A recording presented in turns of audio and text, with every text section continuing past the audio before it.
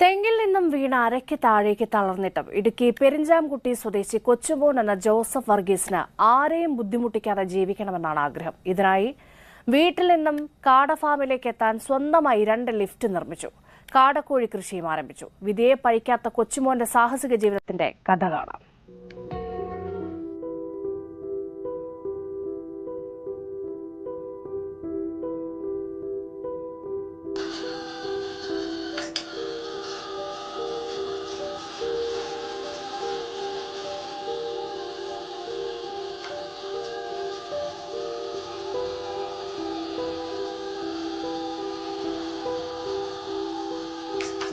Contract എടുത്ത് ഒത്തിരി work ചെയ്യുന്നുണ്ടായിരുന്നു. അപ്പോൾ നമുക്കൊരു 3-4 മേസ്ത്രിമാരും 3-4 മെക്കാനിക്കന്മാരെല്ലാം ഉണ്ടായിരുന്നു ആ സമയത്ത്. കൊറോണ സമയത്ത് ഇപ്പോൾ ആർക്കും പണിയില്ലാണ്ട് വന്നു. അന്നേരം ഞാൻ തെങ്ങി എത്താൻ കയറി. പാലക്കാട് ചെത്തിക്കൊണ്ടിരുന്ന സമയത്ത് ഇരുന്ന മട്ട ഒടിഞ്ഞ് നേരെ തല കീഴെ മറിഞ്ഞ് പുറകോട്ട് മലന്ന് നമ്മൾ നേരതായിട്ട് ഇരിക്കക്കുത്താല വീണു. അപ്പം കത്തിയുടെ നമ്മുടെ ചെത്തുകത്തി പുറയിലാണല്ലോ കിട്ടുന്നത്. ആ ചെത്തുകത്തിയുടെ പിടി കൊണ്ട് ഒരു കശേരു ഒന്ന് പൊട്ടി. അപ്പോൾ സുഷ്മനാടി വരുമ്പോൾ ചതഞ്ഞുപോയി. അങ്ങനെ അരയ്ക്ക് താഴോട്ട് നമുക്ക് സ്പർശനശേഷി പോലും ഇല്ലാതെ ചലനശേഷി പോലും ഇല്ലാണ്ട് നമ്മൾ ആ രീതിയിലേക്ക് പോകും.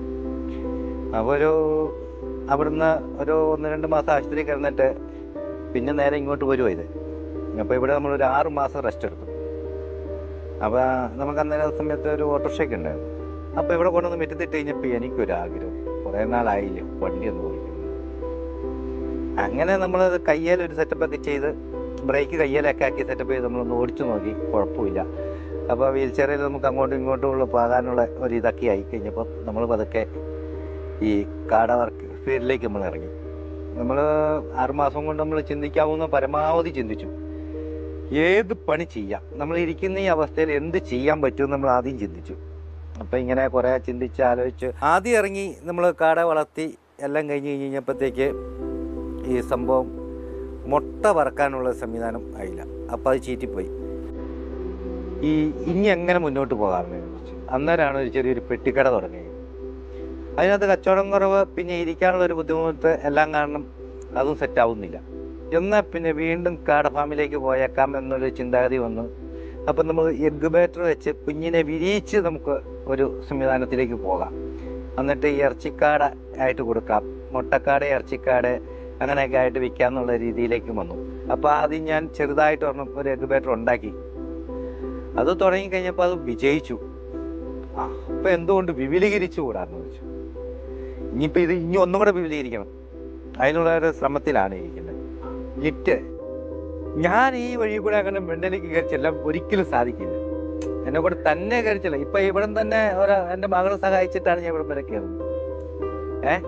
ഇല്ലെങ്കിൽ ഞാൻ ഇതിന് വേറെ എന്തെങ്കിലും ഒരു സംവിധാനം കണ്ടുപിടിക്കണം. ഇല്ലെങ്കിൽ ഇതുപോലെ ചെറുതൊരെണ്ണം ഞാൻ ഇവിടെ ഉണ്ടാക്കണം. അപ്പം ഇതിലേക്ക് മേളിലേക്ക് കയറാൻ വേണ്ടി ഞാൻ സ്വയമേ ഒന്ന് കണ്ടുപിടിച്ച സാധനമാണ് ഇത് മതി. സക്സസ്ഫുള്ളായി സംഭവം ഇതിനെ കയറി പോന്നു. അതുപോലെ തന്നെ താഴെ സെറ്റ് ചെയ്തു. അതുപോലെ തന്നെ ഇത് ഇതിൻ്റെ മോട്ടർ കോയമ്പത്തൂരുണ്ടെന്ന്, ഇതിൻ്റെ മോട്ടർ. അങ്ങനെ കോയമ്പത്തൂർ കടയിലേക്ക് വിളിച്ചു. അങ്ങനെ വിളിച്ച് പുള്ളിയായിട്ട് സംസാരിച്ച് കഴിഞ്ഞപ്പം പുള്ളി പറഞ്ഞു നമുക്ക് ഒരെണ്ണം സെറ്റ് ചെയ്ത് തരാം എന്ന് പറഞ്ഞു. അങ്ങനെ 2-3 ഉണ്ട്. ഇപ്പോൾ സുഖസുന്ദരമായിട്ട് മേടിക്കുമ്പോൾ താഴ്ത്തും. അപ്പം അതൊരു 60 അടി താഴ്ച ഉണ്ട്. ആ കുത്തനെയുള്ള ആ പാളം മാത്രം. പിന്നെ അവിടുന്ന് ഇതൊരു 10 അടി, 10-12 അടി മേളിലേക്ക് എല്ലാം ഇതിൽ തന്നെ. നമ്മൾ താഴെ നിന്ന് കാടനെ ചാക്കിനകത്ത് പിടിക്കുന്നു, നേരെ കൊണ്ടുവരുന്നു, മേളിൽ കൊണ്ടുവന്നു വണ്ടിയിലേക്ക് വെക്കുന്നു. നമ്മൾ തന്നെ കൊണ്ടു കൊടുക്കും വണ്ടി. പിന്നെ അത് നമ്മൾ ഓടിച്ചുകൊണ്ട് പോകും. അതിന് നൈസായിട്ടുള്ള ഒരു പരിപാടിയൊക്കെ നമ്മൾ വണ്ടിയെ സെറ്റപ്പ് ചെയ്തിട്ടുണ്ട്. അതങ്ങനെ അങ്ങ് ഓടിപ്പോകും. ഗതി കെട്ട് കഴിഞ്ഞാൽ പുലി ചില്ലിച്ചിക്കനും അടിക്കുന്ന അവസ്ഥയിലാണ് നമ്മളെ. നമ്മൾ ആരുടെയും മുമ്പിൽ കൈ നീട്ടാൻ നമ്മൾ തയ്യാറായില്ല. അത് കാരണം നമ്മൾ എന്തും ചെയ്യും. ജീവിക്കാൻ വേണ്ടി മരിക്കാൻ തയ്യാറല്ല. അപ്പം നമുക്ക് ഈ കാര്യങ്ങൾ ചിലവുണ്ട്. നമ്മൾ എല്ലാ ചിലവും കാര്യങ്ങളും എല്ലാം കഴിഞ്ഞ് കഴിയുമ്പോൾ നമുക്ക് സാധാരണ ഒരു ജീവിതം ജീവിക്കാനുള്ള ഒരു സെറ്റപ്പ് ഉണ്ട്. ഇപ്പം മറ്റുള്ളവരെ ബുദ്ധിമുട്ടിക്കാതെ നമ്മളിപ്പോൾ ജീവിക്കാനുള്ള സെറ്റപ്പ് ഉണ്ട്. ഇനിയും എന്താണെന്ന് കഴിഞ്ഞാൽ ഇപ്പം കടമൊക്കെ വാങ്ങിച്ചാണേ നമ്മൾ അടുത്ത ആഗ്രഹമൊന്നും വലുതായിട്ടൊന്നും പറയാണ്ടിരിക്കുന്നതാണ് നല്ലത്. നല്ല ഹൈ ലെവലിൽ ജീവിക്കണം എന്ന് തന്നെ ആഗ്രഹം. കഷ്ടപ്പെട്ട് ജീവിക്കണം. ഹൈ ലെവലിൽ തന്നെ ഒരു ഇതും ഇല്ല. അത് നമ്മൾ ഹൈ ലെവലിലേക്ക് ആവും, വലിയ താമസമൊന്നുമില്ല. എഴുന്നേറ്റ് നടക്കണം. ഫിസിയോതെറാപ്പി അതിന് കാശില്ലാത്തതാണ് കേട്ടോ. നമ്മൾ ആരെയും ബുദ്ധിമുട്ടിക്കാനും പോകില്ല. നമ്മളിത് അത് പറയാം, ചോദിക്കാനും കൊള്ളില്ല, പറയാനും കൊള്ളില്ലാത്ത സംഭവം. സ്വന്തം നടക്കണമെന്നൊരാഗ്രഹം.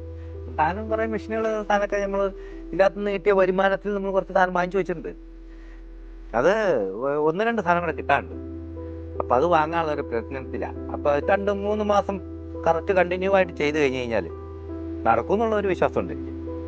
അപ്പം അതിനുള്ള 1-2 സാധനങ്ങൾ കിട്ടാനുണ്ട്. അപ്പം അത് കിട്ടണമെങ്കിൽ ഇത് കാട വളരണം, കൊടുക്കണം, ലാഭം കിട്ടണം, വാങ്ങണം. അതാണ് നമ്മുടെ തീർച്ച. വയ്യാതെ ഇരിക്കുന്ന ആൾക്കാർക്ക് ഉപദേശം എന്ന് പറയുമ്പോഴത്തേക്ക് അവരെ കൊണ്ട് പറ്റുമെങ്കിൽ, എന്നെ പോലെ എന്ന് ഞാൻ പറഞ്ഞിട്ട് കാര്യമില്ല, എന്നെ പോലെ എല്ലാവരും പറഞ്ഞെന്ന് നിർബന്ധമൊന്നുമില്ലല്ലോ. അപ്പം എന്തെങ്കിലും ഒരു ചെറിയൊരു ബിസിനസ്, പല തുള്ളി പെരുവെള്ളമാണ്. മനസ്സ് വെച്ചാൽ നടക്കാത്ത ഒരു കേസും ഇല്ല. നമ്മൾ അലസത ഉണ്ട്, നമ്മൾ പറ്റിയല്ല. നമ്മളെല്ലാവരും പറഞ്ഞത് നമുക്ക് പറ്റിയതെന്ന് പറഞ്ഞാൽ കയറി കിടന്നു കഴിഞ്ഞ് കഴിഞ്ഞാൽ ആ പറ്റിയതെന്ന് തന്നെയാവും. വീൽ ചെയറിൽ ഇരിക്കുന്ന സ്വയം ചെയ്യാൻ പറ്റുന്ന ഒരാൾക്കാർക്ക് എന്തെങ്കിലും ഒരു ജോലി ചെയ്ത് ജീവിക്കുക എന്നാണ് എനിക്ക് പറയാനുള്ളത്. എപ്പോഴും ആൾക്കാർ നമ്മുടെ കൂട്ടത്തിൽ ഉണ്ടായെന്ന് വരില്ല. എന്നെ സംബന്ധിച്ച് എൻ്റെ കൂട്ടത്തിൽ എപ്പോഴും ആൾക്കാർ ഉണ്ടാകുകയില്ല എന്ന് തന്നെ വിചാരിച്ചാണ് ഇപ്പോഴും ഞാൻ ജീവിക്കുന്നത്. എല്ലാം എന്നെ കൊണ്ട് സ്വന്തം ചെയ്യാൻ കാര്യപാകത്തിനാക്കി വെച്ചു കൊടുക്കുന്നത്.